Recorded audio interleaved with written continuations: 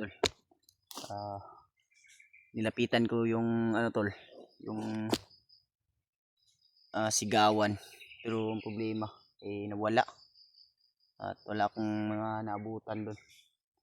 Kaya naghanap ako ng magandang signal. Kung kontakin ulit yung mga kasamahan natin.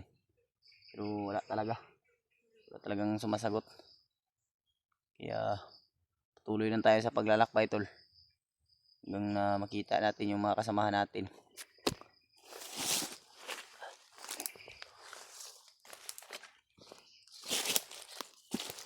Ano ba yung pakiramdam ko dito Init yung bandana ko dito. Parang may kalaban.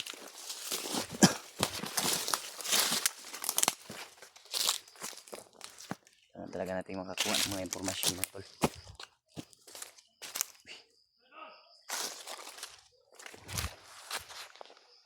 Laban.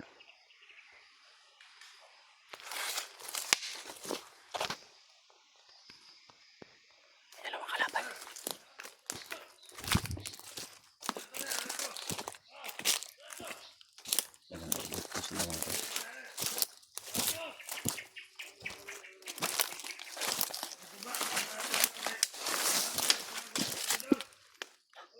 Sira doon yung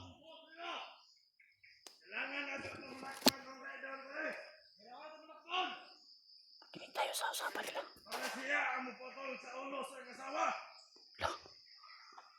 Diyos ko, nakakapangilabot tol. Nakakatindig balahibo yung narinig ko ngayon.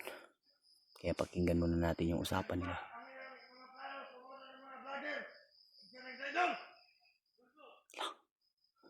Sabi ng bandido tol, kailangan daw na mahuli yung traidor upang siya yung pupugot ng ulo ng kanyang asawa. Yun daw yung utos ng commander nila. Dahil yung mga plano daw ng commander nila ay nasira. Iwan ko kung sino yung binabanggit nila na commander. Pero parang si Bagnot. Kasi yung sabi nang dahil daw sa mga vlogger ay nasira yung mga plano ni commander nila. Kaya kailangan daw na mahuli yung traidor upang siya yung pupugot sa ulo ng kanyang asawa. Diyos ko. Lord. Pagdasal po natin yung asawa at anak ni Marvin. Na sana hindi rin mahuli si Marvin. Kasi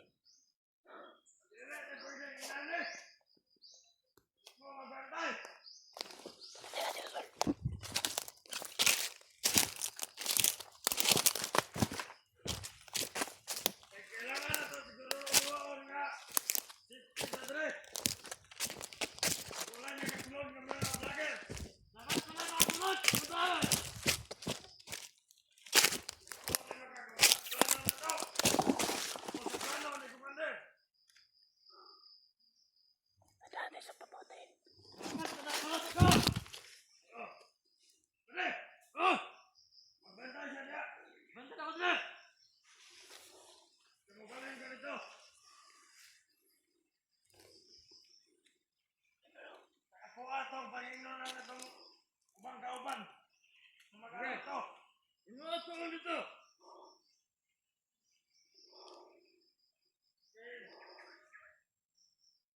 Sila magitaan nga ang silpon.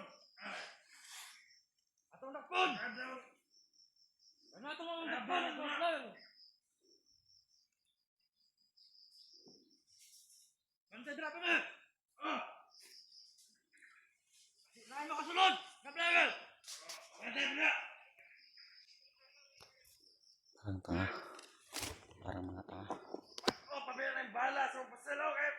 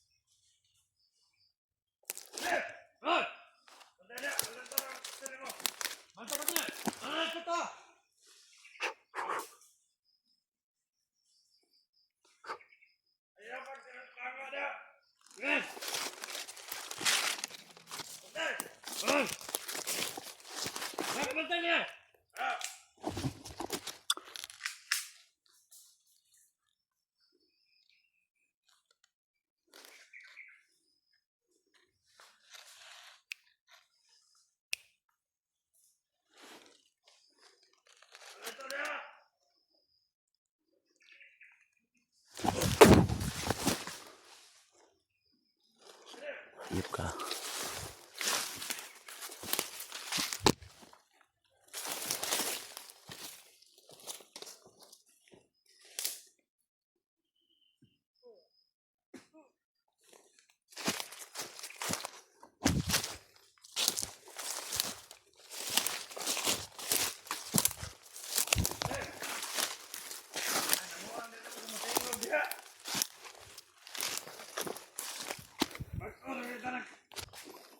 Anay nga mag-alerto ka.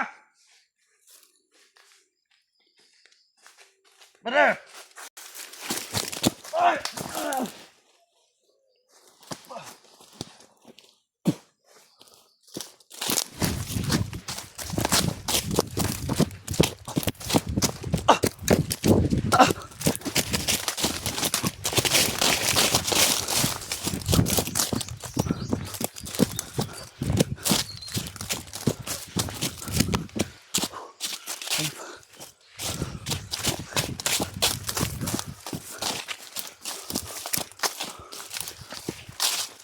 Nakapagulilong tayo talaga. Hindi nakapagulilong. Ay malamang nakita na tayo nun.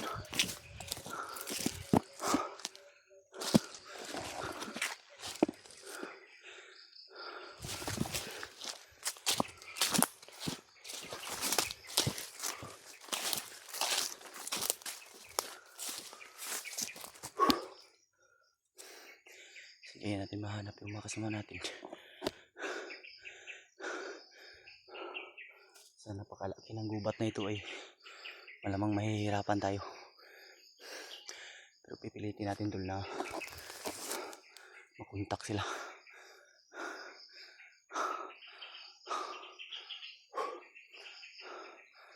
Grabe. Grabe yung nangyayari ngayon. Talagang pag nahuli si Marvin, napakasaklap talaga. Kaya punteriya talaga na si Marvin tol. Kaya nakakuha tayo ng impormasyon at alam na rin natin na confirm talaga na andito yung Inan Marvin. Kasi yung pakay nila ay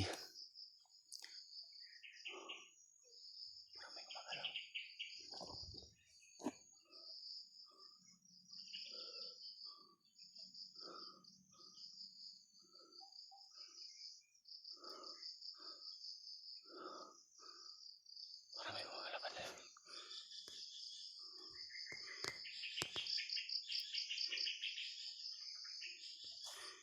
Parang yun o.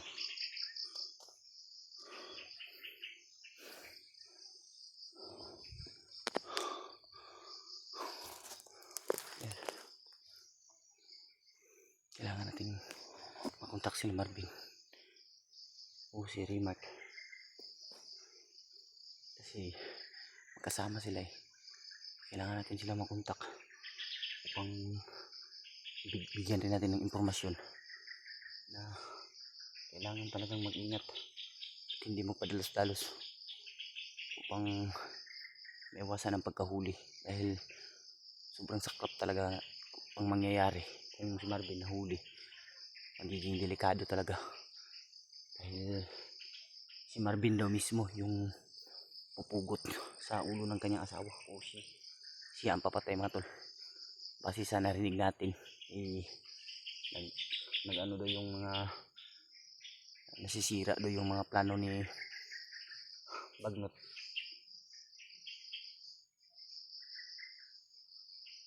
O commander nila. Sira daw yung mga plano ang dahil daw sa amin. Ang ating manap sila kagad mga tol. Kung magsasama kami, kakatindig balahibo talaga yung mga narinig ko. Hindi rin madali yung pinagdadaanan ng tao ngayon.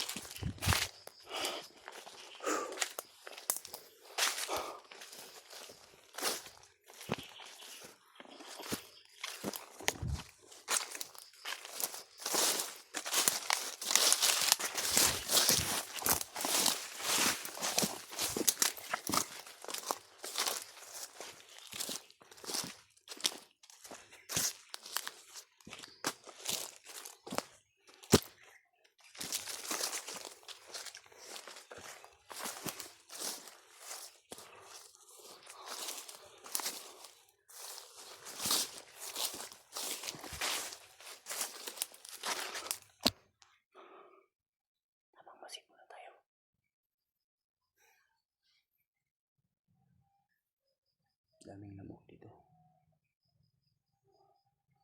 Kailangan natin umiilag ito palagi.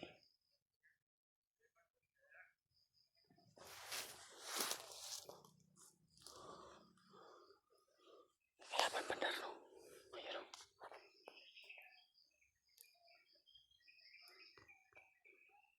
Doon, no? Wala. May mga damo siya sa katawan.